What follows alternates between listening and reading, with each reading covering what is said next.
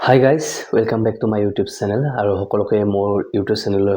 সম্পূৰ্ণৰূপে স্বাগতম জনাইছোঁ আৰু বিশেষকৈ আজি মই প্ৰথম ভিডিঅ' দি আছোঁ ইয়াত আপোনালোকৰ যিখিনি এডভাৰটাইজ আহে অসম গভৰ্ণমেণ্টৰ হওক চেণ্ট্ৰেল গভৰ্ণমেণ্টৰ হওক আৰু লগতে যিখিনি আহে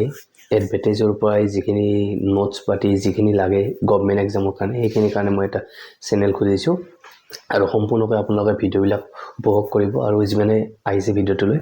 লাইক কৰিব শ্বেয়াৰ কৰিব আৰু কমেণ্ট এটা জনাই দিব কেনেকুৱা আহিছে আৰু মোক কিছুমান যদি কিবা মোৰ ভুল ভ্ৰান্তি হয় সকলোৱে মোক কমেণ্টত জনাই দিয়ে যেন ঠিক আছে আৰু সম্পূৰ্ণৰূপে মই আপোনালোকক দেখুৱাই দিম মই ডুৱেল মোডত লৈ লৈছোঁ এইফালে মোৰ লেপটপটো অন হৈ আছে নতুনকৈ এটা ভেকেন্সি ওলাইছে গুৱাহাটী হাইকোৰ্টৰ 9 তাৰিখে আমাৰ 9 জানুৱাৰী 2026ত মুকলি কৰিছে computer assistant judicial assistant MTS আৰু ড্ৰাইভাৰ পোষ্ট ওলাইছে টোটেল 37টা পোষ্ট ওলাইছে ইয়াত মই আপোনালোকক দেখুৱাই আছোঁ আপোনালোকে গুৱাহাটী হাইকোৰ্টৰ ৱেবছাইটটো ট্ৰেক খুলি ল'ব JU আপোনালোকক মই সম্পূৰ্ণৰূপে দেখুৱাই দিছোঁ ইয়াত তাৰপিছত আপোনালোকে ইয়াত যাব যে ৰিক্ৰুটমেণ্ট প্ৰিন্সিপাল চিট ইয়াত আছে আপোনালোকৰ কি পোষ্ট ওলাইছে আপোনালোকে দেখিছে যে অনলাইন এপ্লাই এটো আপোনাৰ আছে online application for multitasking staff এটো MTSত ওলাইছে আৰু এটা ওলাইছে আপোনালোকৰ ড্ৰাইভাৰ পোষ্টত ওলাইছে কেইটামান পোষ্ট আৰু নেক্সট আছে আপোনাৰ ইয়াত দেখুৱাইছে কম্পিউটাৰ এছিষ্টেণ্ট এটো জেনেৰেলৰ কাৰণে নাই আৰু এটাত আছে আপোনাৰ জুডিচিয়েল এছিষ্টেণ্ট এটো জেনেৰেলৰ কাৰণে আছে পোষ্টটো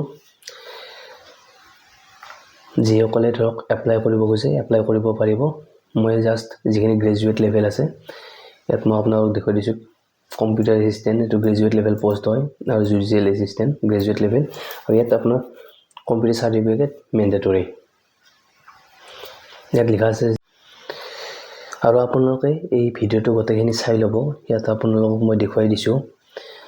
ইয়াত আপোনালোক আছে যে কম্পিউটাৰ এছিষ্টেণ্ট এই পোষ্টটোত আপোনাৰ কি লাগে গোটেইখিনি আছে ইয়াত আপুনি ক্লিক হিয়াৰ কৰিব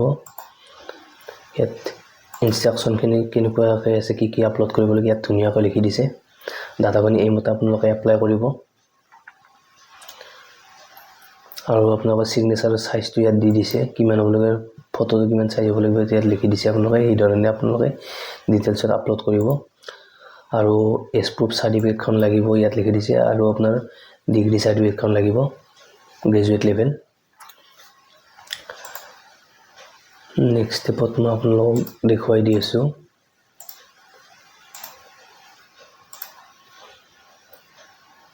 জুডিচিয়েল এছিষ্টেণ্টত আপোনালোকে এপ্লাই কৰিব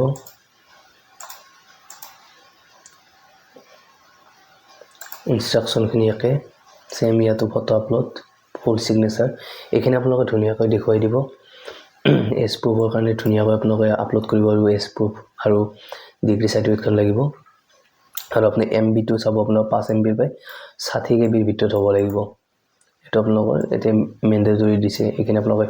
সম্পূৰ্ণৰূপে পঢ়ি যাব ভালকৈ আৰু ভিডিঅ'টো মই বেছি দীঘলীয়া নকৰোঁ এইখিনিতে মই আপোনালোকক সমাপ্ত কৰি দিম ভিডিঅ'টো আৰু যিসকলে মোৰ ভিডিঅ'টো চাই আছে সকলোৱে সাবস্ক্ৰাইব কৰিব লাইক কৰিব কমেন্ট কৰিব আৰু যিমান পাৰে ভিডিঅ'টো শ্বেয়াৰ কৰি দিব থ্যাংক ইউ সো মাচ